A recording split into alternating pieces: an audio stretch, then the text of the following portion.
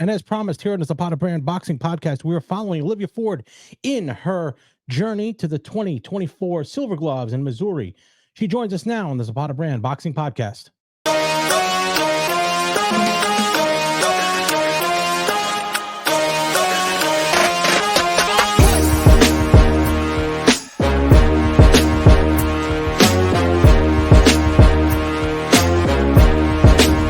Boxing fans, as promised, here we go. We have Olivia Ford, the #1 ranked 165-pound youth female fighter in the entire nation, and she trekked all the way down from Lake Ariel, PA, to Missouri to defend her championship. And she joins us here on the Zapata Brand Boxing Podcast. Olivia, how are you? Good. How are you? Very good. And I'm sorry. It is your weight cutting time. I knew you were a little bit close, and I didn't want to bother you, but thank you. I appreciate you for coming on. So far, so good. How was the trek down to Missouri? Long. It took us. We left later Monday night. Mm-hmm. We ended up stopping along the way, and then we got here around 9 on Tuesday. Okay. When was weigh-ins? When was weigh-ins? So we had to check in on Wednesday, and then everyone had to weigh in yesterday. And then that went good. Okay, the weigh-in was good. Everything was fine. Now the difference is you have to be 165 for now the remainder of the tournament. So it gets a little difficult. So that being said, your tournament bracket. We were briefly talking a little bit. What does the bracket look like that you're looking for? So there's 3 of us. So the other 2 girls, I got the bye, so I don't fight until tomorrow.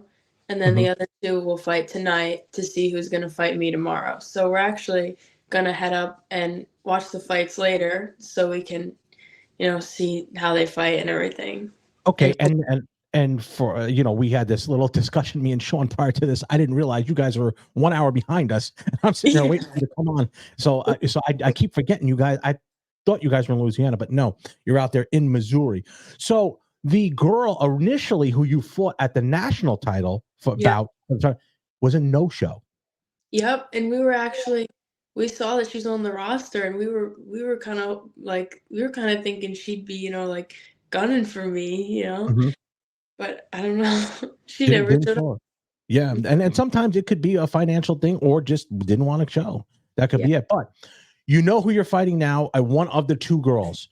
As you trek out. Now, what do you guys look at at this fight? Are you going to look at her tendencies? Are you going to look at what kind of shape she's in? Because now, today is Friday.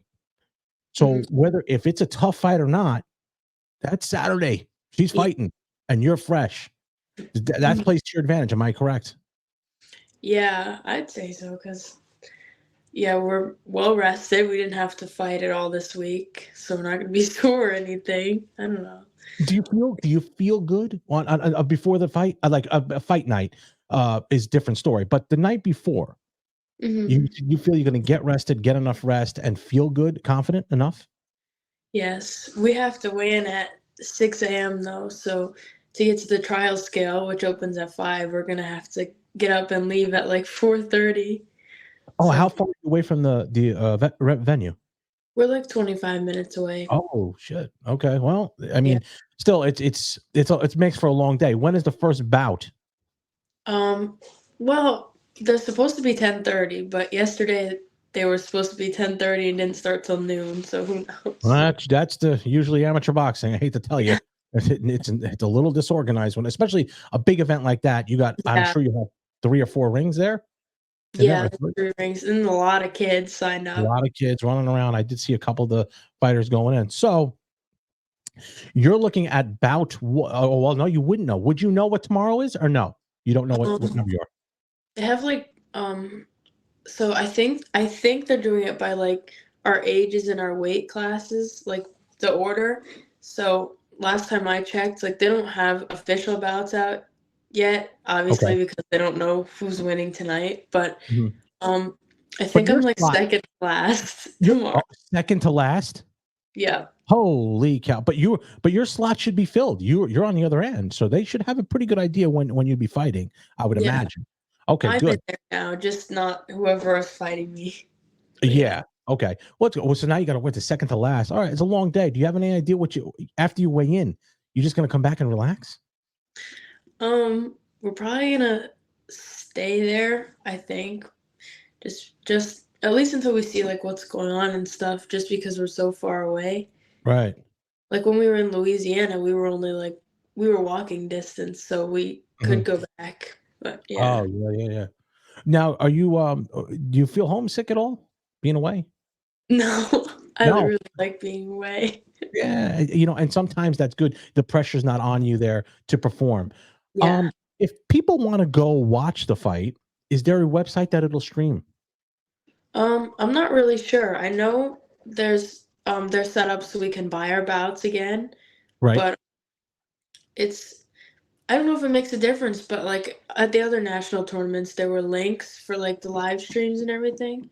Okay. This is like those were sponsored by Sting, so I don't know if that has anything to do with it at all. Well, Ringside Products does sponsor this. Mhm. They sponsor this event, and it Mhm. would be great if you would win. That way, I could say, "Look at this. We have a Ringside promotion fighter on the Yeah. podcast."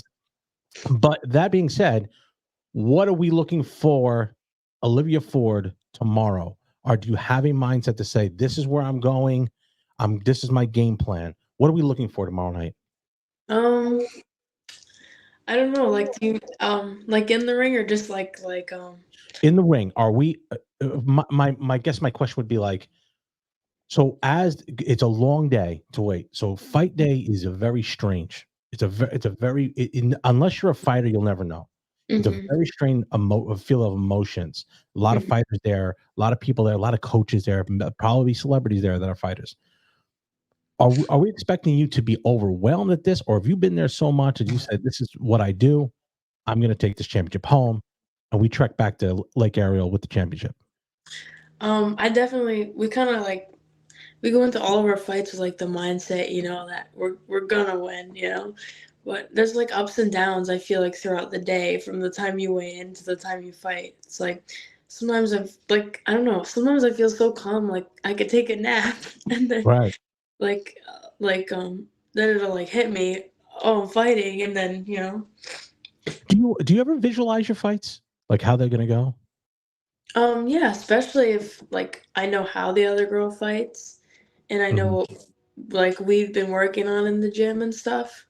mhm. And I don't know, I don't know how to like explain. I hope that makes Well, sense. no, I'm saying like I could know when I'm fighting, even when I'm sparring. If I know, excuse me, if I know who I'm fighting or what I'm doing, I kind of Mhm. visualize, okay, what would I do here? And do you do that with yours yourself? Yeah, yeah. Okay. Now, the two girls that are fighting, have you fought them before or no? Mm-mm. Oh, so So, this is brand new.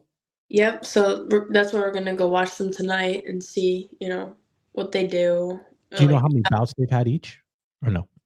I'm not sure. Okay. Well, going into this one new, this is a new experience now. Well, then again, you've been down this road before. Mhm. Um, any advice that you have taken from your coach or from anyone from back home down here that would be Mhm. as valuable to you? Um, there's stuff I just like, I don't know, I'm like blank right now. Well, what I'm saying is what comforts you in the fact that you're down here that there because at 16, I don't know if I would be away fighting, on a national level. There's got to be something that comforts you to say, I'm good. Do you go on YouTube and watch the Teletubbies? I don't know what you do at this point. I don't know. Because Uh, it would strike me as odd to be there. Just are you comfortable there that you have someone like a Sean in your corner that you could say, hey, we're in this together. mhm. Being away, is that what comforts you at this point? Yeah, definitely. I feel like if I had to come down, well, obviously I have to come down with my coach, but Right. if like I don't know. I think if I had anybody else as my coach, I wouldn't be as comfortable being away. Yeah, and that makes a lot of sense. Well, I'm gonna wrap it up a little bit because I know you're cutting weight, and I hated to do this to you, but I Okay. wanted to get you on because people were asking me when you were fighting, what were you going, and I didn't Mhm. have the exact time. So I know it's an uncomfortable time when you cut weight and you're kind of Yeah. miserable, and I know how my wife gets when she's up miserable. So I don't want to be like that to you. Thank you. But tomorrow, I want to wish you the best of luck. Get a good night's sleep, make that weight cut, get in there. if you can, give out your social media or your coach social media. That way they can keep track of what's going on. And then after the show, after it's over, I will get in contact with Sean. We want to have you back on. But give out your any social media that you have that they can follow this fight. I don't know where they can follow you. We're very active on Facebook, Sean McFadden and Olivia Ford, and we also have a page for boxing, like for our gym on Instagram and Facebook, Cerberus Boxing, where Okay. we post updates on everything. So everybody, if you can, please follow Olivia Ford and Sean McFadden. Follow them on Facebook, follow them on Instagram. That way you can follow them on their journey. We want that title back here. Bring it back to Lake Ariel, Pennsylvania. Olivia Ford, the #1 female fighter, 165-pound youth division. Good luck tomorrow, Olivia. I will talk to you tomorrow. Thank you. You're welcome. Thanks for watching the Zapata Brand podcast. Please subscribe to the podcast and listen where all podcasts are available.